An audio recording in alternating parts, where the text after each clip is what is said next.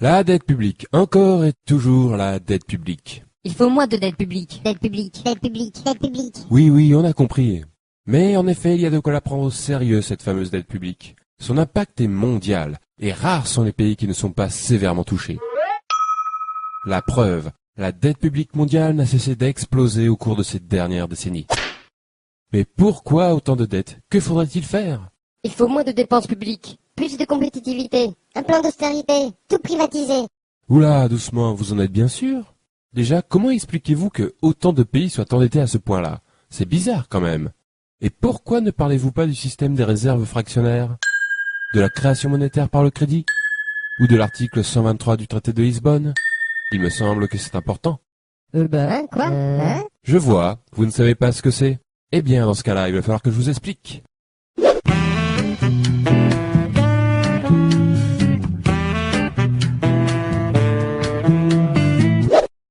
L'économie, c'est comme une baignoire. La monnaie est son eau. La règle est de la remplir avec la bonne quantité. Ni trop, ni pas assez. Quand une économie est en croissance, c'est comme si la baignoire grossissait. Il faut donc rajouter de l'eau, c'est-à-dire créer de la monnaie. Donc une première question s'impose. Comment est créée la monnaie? Les robinets de l'économie, ce sont des banques très particulières, normalement publiques, que l'on appelle les banques centrales. Elles peuvent créer et détruire la monnaie à volonté, et donc remplir ou vider l'économie. La monnaie créée par ces banques s'appelle la monnaie centrale.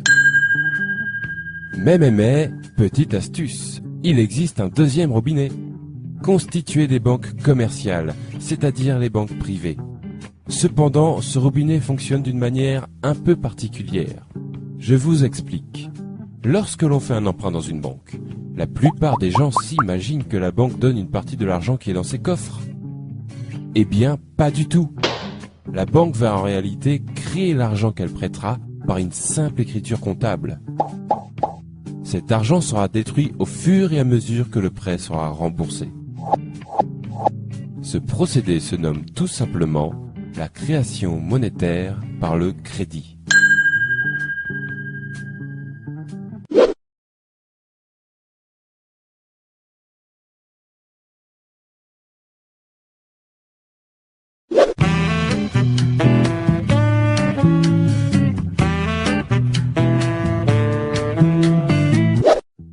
Pour savoir lequel de ces deux robinets coule le plus fort, il faut connaître les règles qui permettent de les tourner. Première règle, l'article 123 du traité de Lisbonne. Il fut un temps où les États se finançaient auprès de leur banque centrale et faisaient donc couler le premier robinet.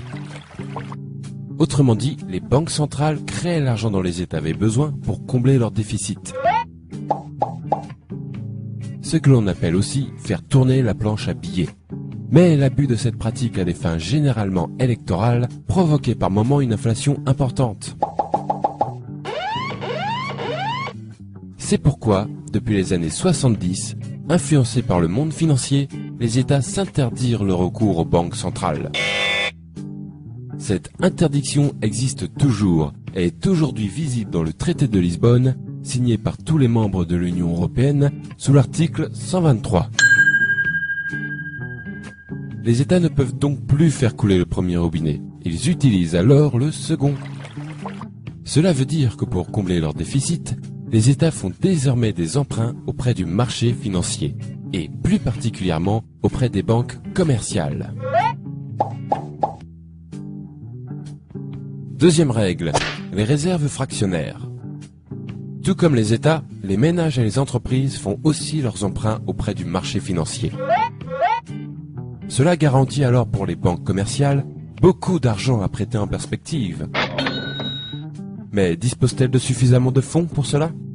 A priori oui, car comme nous l'avons vu, les banques commerciales créent l'argent qu'on leur emprunte. Mais il existe une limite, que l'on appelle le taux de réserve. La création ne peut avoir lieu que si la banque possède une certaine quantité de monnaie centrale. Cependant, cette limite est franchement souple, puisque, au final, les banques commerciales peuvent créer et prêter plus de 6 fois ce qu'elles possèdent en monnaie centrale. Et si malgré cette souplesse, elles sont tout de même à court, pas de souci, puisqu'elles sont autorisées à emprunter autant que nécessaire auprès des banques centrales. Cela laisse donc pas mal de liberté au second robinet. Ce système plutôt méconnu s'appelle le système des réserves fractionnaires. Il est pourtant répandu dans le monde entier.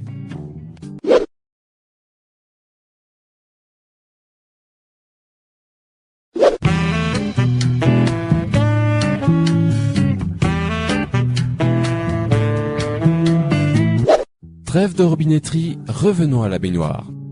Nous venons de voir que le premier robinet ne sert plus aujourd'hui qu'à alimenter le second. En d'autres termes, la monnaie centrale ne sert plus aujourd'hui qu'un rôle de régulation pour les banques.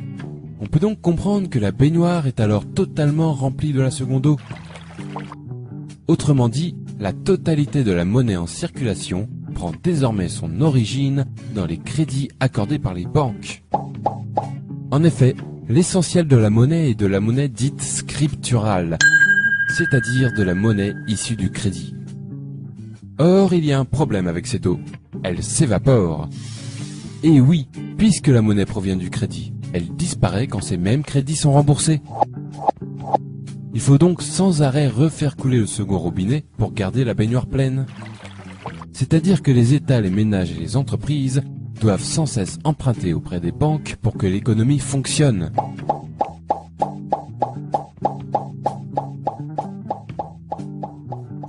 Deuxième problème, cette eau coûte très cher. En effet, les crédits accordés par les banques s'accompagnent d'un taux d'intérêt servant à rémunérer la banque.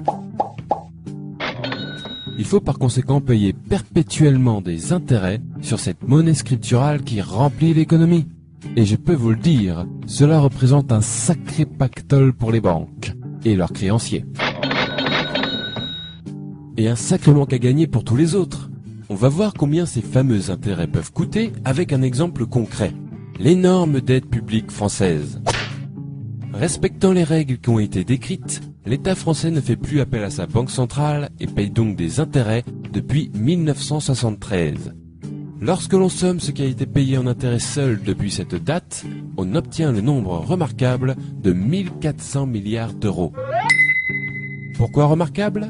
Parce qu'il est très proche d'une autre somme, la dette publique française actuelle, qui a augmenté sur cette même période de 1350 milliards d'euros. En clair, ce qui fait grossir la dette, ce sont tout simplement les intérêts de cette même dette. Et n'oublions pas qu'il ne s'agit ici que de la dette publique. La dette des entreprises commerciales françaises, par exemple, elle, est aujourd'hui de 7000 milliards d'euros. Les raisons d'un tel florilège de dettes publiques et privées partout dans le monde sont maintenant plus claires. En effet, une grande partie des pays de la planète baignent dans le même bain, à devoir faire des emprunts et payer des intérêts pour faire fonctionner leur économie. Pour rembourser ces emprunts et ces intérêts, il faut faire d'autres emprunts plus importants, qui amèneront d'autres intérêts plus importants aussi. On aboutit donc de cette manière à une dette qui se nourrit d'elle-même, et grossit, grossit, grossit, inévitablement.